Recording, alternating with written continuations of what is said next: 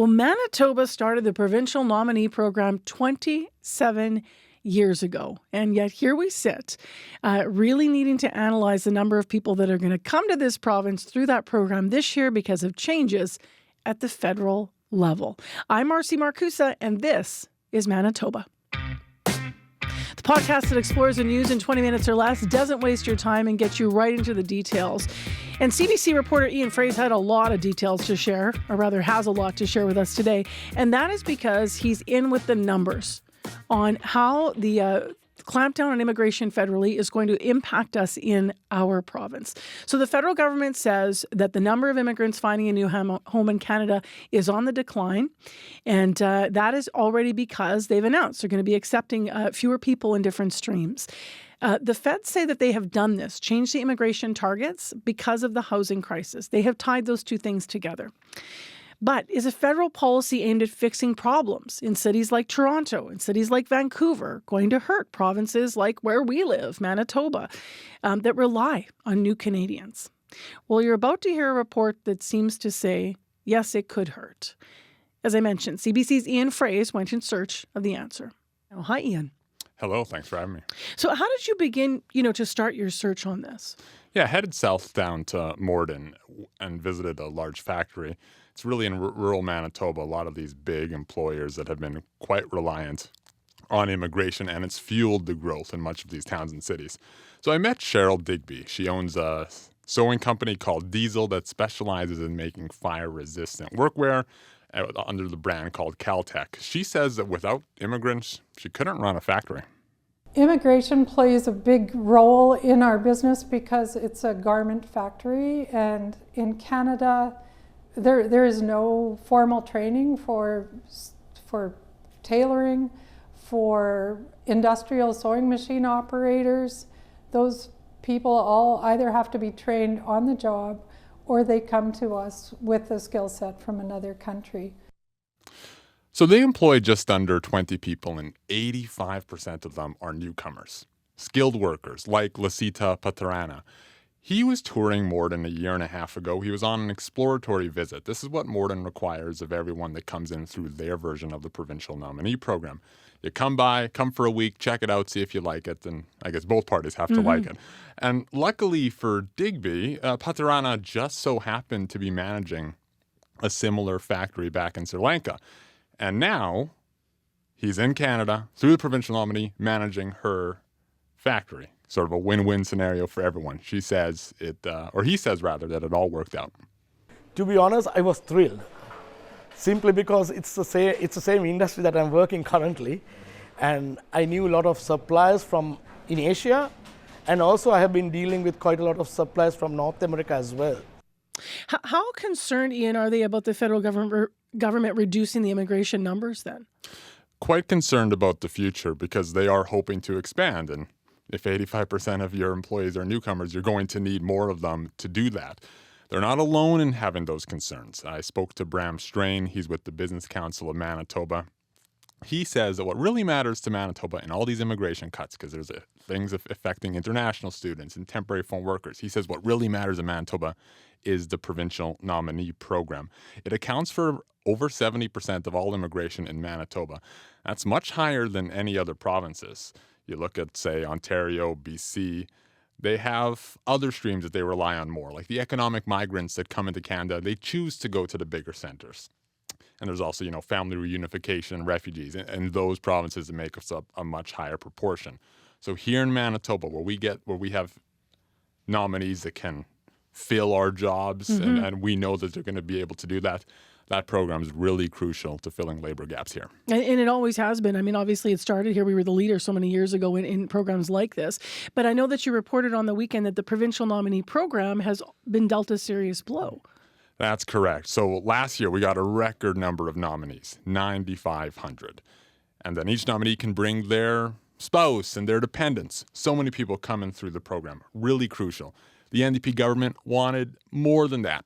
12,000, because the Malaya Marcelino, the labor minister, is like, our labor shortages here are deep and persistent. Yet we just found out late last week the province will get half of that 9,500 number, so 4,750. Lori Wilkinson is a professor. She's also a Canada Research Chair looking into migrant futures. She says this cut's impact on our economy will be devastating. When we start cutting back, that means our GDP is going to decline as well. And if we look at some of the other economic threats that we're facing, like from the United States with increased tariffs, we could be heading into economic recession fairly shortly. We're going to actually hear from more from her later in the week here on the show. What is the provincial government saying about this then?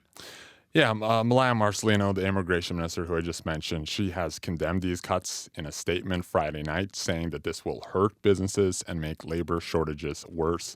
I interviewed her earlier this month before we knew what the numbers were going to be for the provincial nominee program. She did not mince words. What's going on in other areas across Canada is not what's happening here in Manitoba. You are trying to fix a problem that doesn't exist here in Manitoba, and you are creating a new one for us. That new problem, businesses won't have enough people. What about those businesses already struggling to find staff? What's going to happen with them? At this point, we don't really know other than the expectation that it will get worse. You know, I was talking about rural Manitoba earlier. In northern Manitoba as well, labor shortage is quite severe. I spoke with Isel Timbag in Thompson. She runs a hotel that hires immigrants, but even still, she can't find the staff to run it adequately. If we don't have enough housekeeping for today, we close our rooms, and that is our source of revenue. And sometimes she herself has rolled up her sleeves and cleaned rooms. Also in Thompson, I spoke to Ravi Kumbarati. He's part owner of two hotels, the Burntwood and the Thompson Inn. They also hire newcomers. He'd love to have a bar at those hotels to serve drinks. He can't find the staff. We thought we will be able to manage it somehow, but in the last 3 to 6 months, it has been very difficult. Or actually, since we started this business, we never had a full potential of this business. Is the federal government aware that Manitoba has serious concerns right now about how these changes are going to affect our economy? The Liberal government is aware, but at this point, they're not changing their mind. Bram Strain with the Business Council, who I mentioned earlier, he was telling me, again, before we knew the quota numbers, that he thought the Liberal MPs here in Winnipeg that he's been lobbying were listening, that they understood the challenges. But as we've heard, of course, Ottawa is staying pat. When I spoke to MP Kevin Lamoureux last week, again, before we knew the quota numbers, he pointed out that the 9,500 number that Manitoba gets is higher than any other province on a per capita basis, the 95 being, of course, the provincial nominee program. And he says the feds have to be fair to everyone. Although Mark Miller sat here in our studio when they were proposing this last year, federal immigration minister, and he said, we're going to look at each province individually. We're going to think about that. Don't worry, Manitoba. And yet here we are. It does seem, though, that what you just said, that Lamoureux doesn't think this reduction in immigration will be bad for Manitoba? Yeah. He is noting the fact that, the 9,500 that we got last year was well above what we got before. Yep. We have gradually been increasing, and he thinks there's value in putting the brakes on that. We should note, though, that our population growth is really fueled by immigration, and Manitoba would be shrinking population-wise without it. So it's not just about finding skilled workers, but preventing that population decline. I spoke to Lori Wilkinson, of course, as noted before, and she painted a picture of Manitoba with fewer immigrants. It's not just a short-term issue for us. This is going to be a long-term issue where you're going to find shortages of people who can work in certain fields, certain industries. And for consumers, that means prices will go up. For healthcare patients, that means wait times are going to go up. Back in Morden, immigrants are the present and the future of Cheryl Digby's sewing business. In the last year, they've had maybe 40 people apply for jobs. She says 37 of them were newcomers, and the 3 Canadian-born people who applied, simply didn't have the qualifications. Pati Rana, the operations manager, says newcomers are key. We need more talented staff as we grow, and we are quite confident that we are going to grow maybe 3 times more by next year.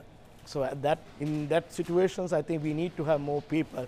And the only way we can attract people is through the immigration programs that are available. Now, with that cut to the provincial nominee program in half, what happens now is unclear. Morden is one of the communities that has its own stream within Manitoba's nominee program, so it selects the nominees that it wants. And, perhaps Morden as well will have to deal with less immigrants as the province tries to figure out what to do with its nominee program. Thanks for walking us through all of this and also taking us to different parts of the province. Really appreciate it. Thanks for having me. Well, from changing immigration targets in Canada to trade and tariffs with the United States, Donald Trump, president-elect, has made this threat. We've talked about it a lot on the podcast, the 25% tariff on all Canadian imports. But now it's getting serious because as I am speaking, he's being sworn in. Let's find out from Manitobans who are producers how this potentially could be impacting them and how worried they are at this moment. Rick Prejet is a hog producer and chair of the Manitoba Pork Council. He's been raising hogs for pork production since 1989. Now, he says while only 5% of his farm's production will be affected, Manitoba's hog production as a whole could take a big hit.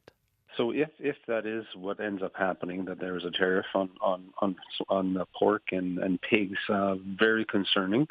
The more immediate concern is definitely on the number of live pigs that go down to the States. So our farm doesn't ship a lot, but Manitoba as a whole ships about 3 million out of the 8 million pigs produced in Manitoba. 3 million of those go to the U.S. So it could have a very significant impact on what farmers and producers in Manitoba receive for their pigs that go to the U.S. If there was this tariff on all of these imports, which would include potentially, live pigs, what does that do to business for Manitoba hog farmers? Well, I guess if we want to maybe put some numbers to it, and then of course the market price on these pigs going south vary, quite a bit, from down to $40, and sometimes I get up closer to $100 a pig kind of thing. And so if you do a simple math, 25% on that, and times the number of pigs that are shipped down south at 3 million, it could easily become $40-50 million pretty quickly. So it's got a serious impact on Manitoba pork producers for sure. Okay, so what are you going to be watching for or thinking about over the next few days as you wait to see what happens? So unfortunately, there's not really a whole lot we can do in preparation for that, especially on the live pig side. Because there is no excess capacity in Manitoba as far as barns go. In the pork industry, you got to look at it a little bit different than some other things we export. So say for example, somebody doesn't like the price of a bushel of wheat that's going to be sold. He can hold it in his bin at the farm for 6 months and hope the price goes up. With live animals, that is not at all the case. I mean, they have to go that day. It's within less than a week, the transaction has to happen. So that's the one negative that we have. We have no options on the pork side, which is the pork that's exported to the U.S. and we do export a lot to the U.S. as far as finished product because they are our biggest customer for pork products out of Canada here, right? Right up there with Japan. So there's maybe a little bit more wiggle room, but it's not going to happen overnight. So, I mean, potentially some of these pork products can be exported to another country, whether it be Mexico or to Asia or wherever else kind of thing. So, but I mean, that also takes a lot of time. So there's going to be a hit initially. How long that hit's going to last, how much it's going to hurt, again, is all a huge question mark. I think the approach that Canada taken is a good one. I know the Team Canada approach, we're doing the same kind of approach in the hog industry, and then having said that, in the livestock industry and in the ag, is that don't have a Team Canada approach on this thing. They are attacking all of Canada, so we're not on our own on this thing. So that's the good part kind of thing. So, but again, hopefully, logic will come through kind of thing. Because the big point is, at the end of the day, somebody's going to have to pay this tariff. And ultimately, it will be the consumer, both on the Canadian side and the American side of the border. There's no question about that. Somewhere, somebody's going to pay for this. And unfortunately, it'll fall on the shoulders of consumers. All right, let's continue talking Trump, talking tariffs, and looking at this through a Manitoba lens. Terry Shaw is the Regional Vice President for the Canadian Manufacturers and Exporters. He says he's worried, as you've been hearing in the news, that Trump's threat is already affecting our economy here in the province. He says the impact from the proposed tariffs could go beyond industries like manufacturing. Here's specifically what he said to CBC's Alana Cole. Manufacturing is a key driver of our provincial and our national economies. And so as goes manufacturing, so goes, other industry sectors. Again, our report captured that nationally, again, the results indicate about 46% are going to postpone or cancel investments. And so what that means is the goods they're purchasing from elsewhere are not being bought. The construction that they were going to do, for a new expansion, a new building won't get done. So the construction industry will be impacted. If sales drop, that means less goods are being exported, which means less goods are being transported, which will have impacts on the trucking industry. If folks are being laid off or have job uncertainty, then that means less disposable income out in the economy in general. And so that impacts retail trade, that impacts the arts and entertainment sector, restaurants, et cetera. So again, while manufacturing is a clear and obvious, will have clear and obvious negative impacts, the impacts will ripple, across the economy because of that. Terry Shaw, Regional Vice President with the Canadian Manufacturers and Exporters, talking to CBC's Alana Cole there. Now, let's get into this a bit more. Viet Vu is with us, Manager of Economic Research at the DAIS at Toronto Metropolitan University. Good morning. Good morning. Thanks for having me. So thanks for being here. We actually had a full interview about the tariffs in the last hour. I want to get into more specifics really quickly here and into the politics. I wonder how effectively do you think that Canada's political leadership is handling this UF tariff threat that could in fact come to fruition today?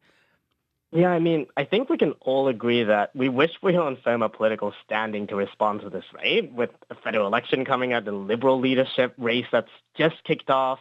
But in understanding how Canadian political leadership should be handling this, you have to understand President Trump, which, granted, is really difficult because how does Trump handle anything? But I do think by announcing this sort of tariffs weeks ahead, he's looking to sow division amongst Canadians and Canadian leaders about whether to take him seriously, about how to respond as a country. And because in whatever negotiation he has in mind for us, that division will benefit him. And so I don't think we can play into his hands like fighting amongst ourselves.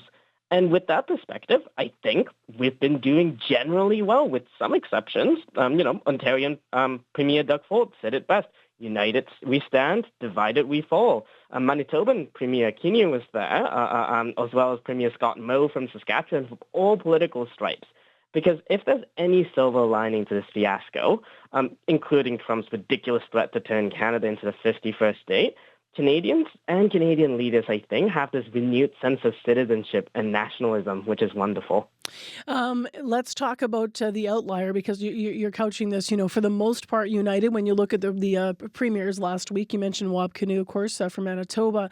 But what do you make of Alberta Premier Danielle Smith, obviously saying she opposes actions that could harm the province's energy sector, and she was down, at Mar-a-Lago?